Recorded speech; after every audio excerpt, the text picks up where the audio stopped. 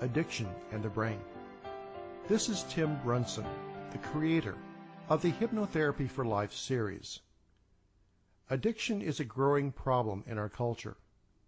A wide range of people can easily become addicted despite their moral values, intelligence, or degrees.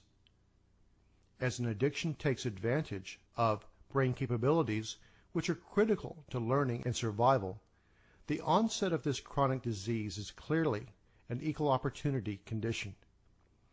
Therefore, it should be looked at more as a health issue rather than a social one, resulting in shame and guilt. Addictions are serious chronic brain diseases, which have biological, psychological, and social implications. They are powerful because they employ neurological processes required for learning and survival. However, they use these vital systems in a way that threatens the addict's health, relationships, and may often end in criminal prosecution and even jail time. So to understand and treat this problem, both the patient and the counselor must know how abuse is encoded, triggered, and reinforced. Learning can be divided into short-term and long-term, with each using very different and distinct parts of the brain. Short-term memory is stored in the hippocampus, which specializes in briefly recording what is detected by your senses. This in turn triggers a pleasure or fear reaction in the nearby amygdala, which is the brain's emotional center. Eventually, these short-term memories are stored in other areas of the brain as long-term memories. It is here that previous experiences are integrated with these new memories. For instance, once you have enjoyed your favorite dessert, during which your reaction to taste was associated with a particular smell, the next time you smell the same aroma, the original short-term reaction will again be relived. This means that again the amygdala will trigger the emotional centers of our brain to react. It appears that triggering the amygdala is associated with both short-term and long-term memories. In order to understand the relationship between addiction and the brain, you must realize that repeated behavior will alter how the brain functions and is structured. The repeated use of an addictive substance will cause the associated brain cells in those networks to multiply. This means that your brain's ability to replay the reward response to the addictive substance in the future will go stronger and stronger. Addictions are a chronic brain disease and normally warrant professional help. However, treatment should recognize the role of the learning and reward system and seek to reprogram these natural systems in a way that the underlying trained reaction to the addictive substance, whether drugs or alcohol, produces an alternate result. Unfortunately, not all methods employ this strategy. While I do not promote the use of hypnotherapy as a standalone cure, it can be extremely valuable when used in conjunction with an addiction program or medical treatment. Why is this? It is because the same areas of the brain that play major roles in the hypnotic process are very much involved in addictions. The right orbital frontal cortex, which is just above the right eye, is believed to play a major role in inhibition and suggestion and imagination. Hypnotherapists are masters when it comes to the use of suggestion and imagination. The interesting thing about how the brain uses its different parts is that when an area which is associated with specific functions is activated, it cannot do more than one activity simultaneously. For instance, try simultaneously imagining the taste of something delicious and something else that is completely repulsive. You will most likely become very frustrated. By using hypnosis to activate positive thoughts, an addicted person will have a very hard time triggering their typical behavior or substance abuse pattern. This helps an alcoholic or drug addict develop an alternative to addictive behavior. If this is done in a way that installs a different reward filling, the process of restructuring the brain begins. In a nutshell, this is why hypnosis can and should play a role in the treatment of mental and physical addictions.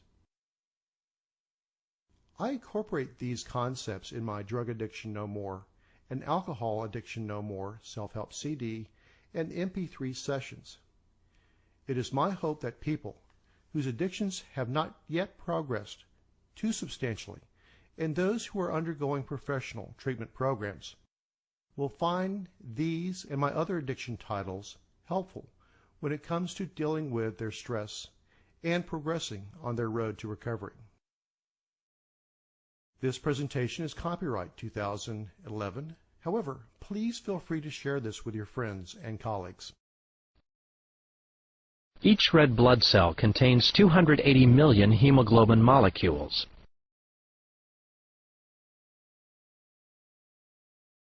Hemoglobin is folded protein with 4 iron-containing heme groups. Each heme unit binds with 1 oxygen unit. As a hemoglobin unit becomes oxygenated, its color changes to a brighter red. Collectively, this molecular color change is evident in the bright red color associated with arterial blood.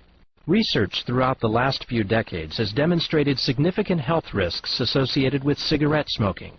Examples of these risks include emphysema, chronic bronchitis, lung cancer, and inhalation of carbon monoxide. Carbon monoxide is produced as a cigarette burns. This odorless and colorless gas is inhaled with cigarette smoke into the lungs.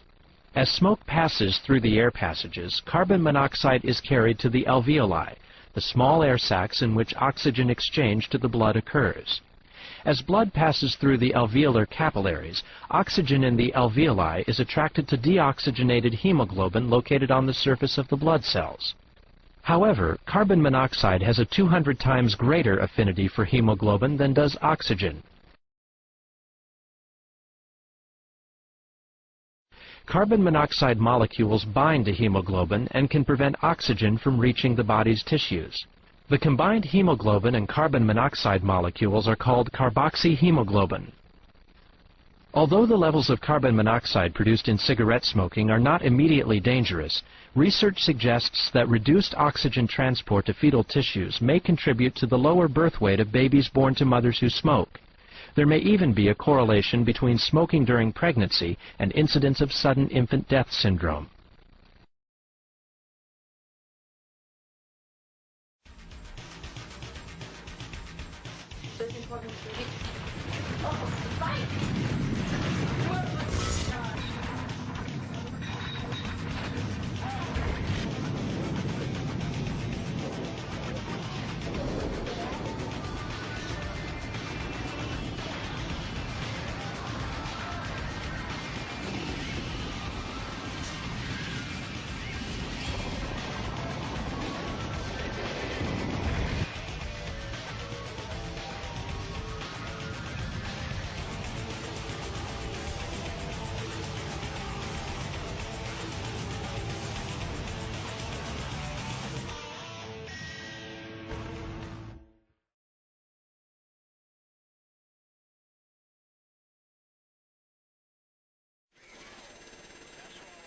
Swamped in the relentless rains, parts of the Midwestern United States have been inundated by the deluge.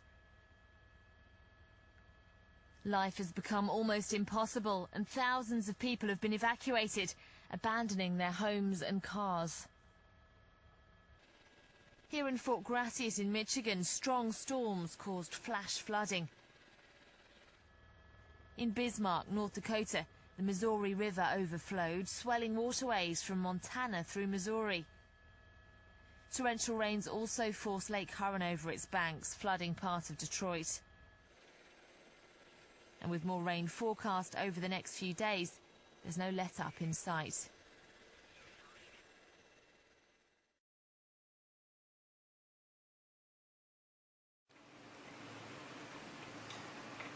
Here in Eastwood today, you can see the edge of the Pasig River, and about 20 to 30 people continue to be completely stranded on top of their homes, as their homes are completely submerged and the river is about raging through at about 20 to 30 miles per hour.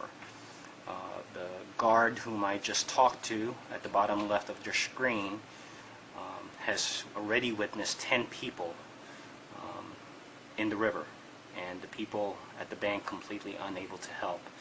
The last two having passed through, a mother and a child of about 2 years old, as the people on the sides completely unable to help. There are no emergency response personnel on the scene, and these people have no one that is helping them.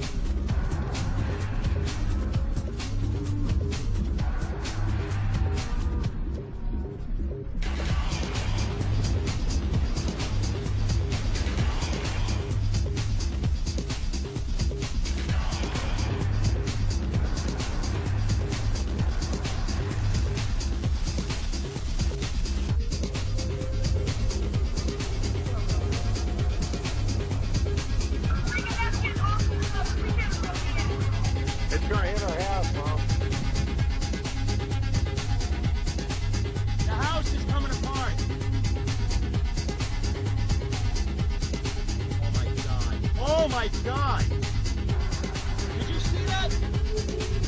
The whole house blew apart!